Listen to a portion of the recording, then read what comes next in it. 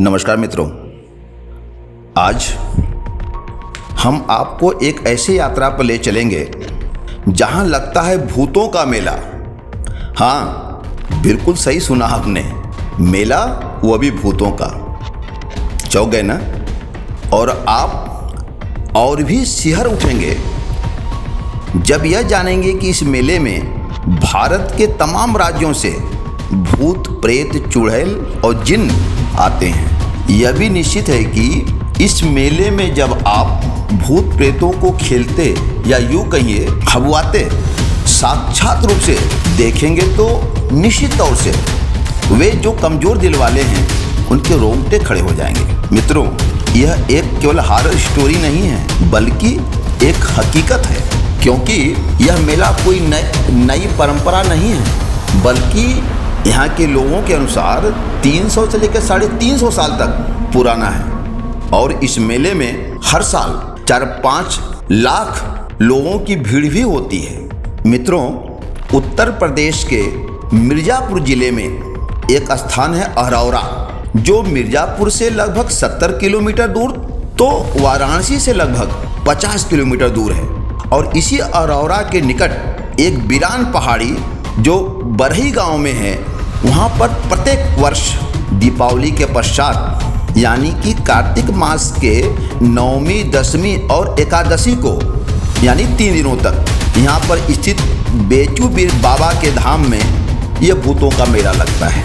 और यहाँ पर इस मेले के दौरान लाखों की संख्या में श्रद्धालु यहाँ दर्शन पूजन पाठ करते हैं, क्योंकि मान्यता है कि बेचूबीर धाम में दर्शन करने के पश्चात भूत, प्रेत, डायन, जादू टोना का निवारण अपने आप हो जाता है। और उससे भी महत्वपूर्ण कि निसंतान दंपत्ति को संतान की प्राप्ति भी होती है। हाँ, यह अलग बात है कि किसी को पहले साल हो जाता है, किसी को दूसरे साल आने पर होता है।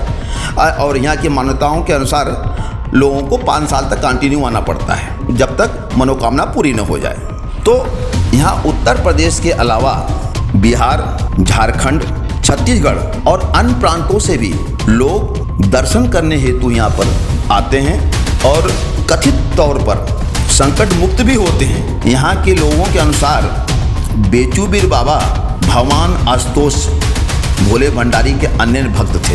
एक दिन एक शेर ने बाबा पर आक्रमण कर दिया और बाबा उसमें घायल हो गए। और जब अत्यंत घायल हो गए तो वह किसी तरह से गांव की तरफ पहुंचे और वहां का सब विवरण उन्होंने कह सुनाया।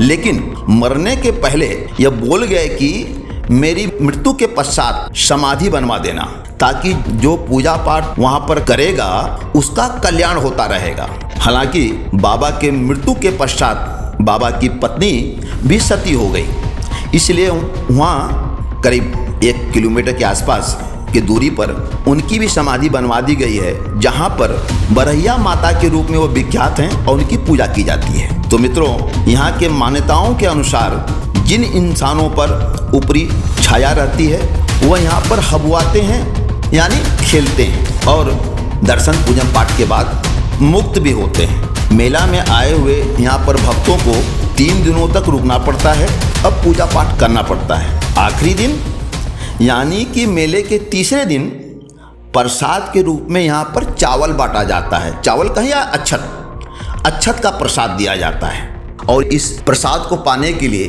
भीड़ रुकी रहती है।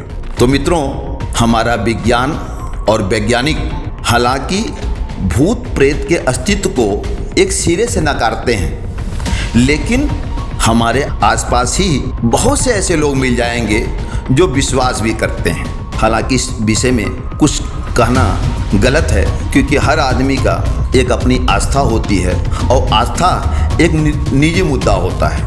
नमस्कार मित्रों।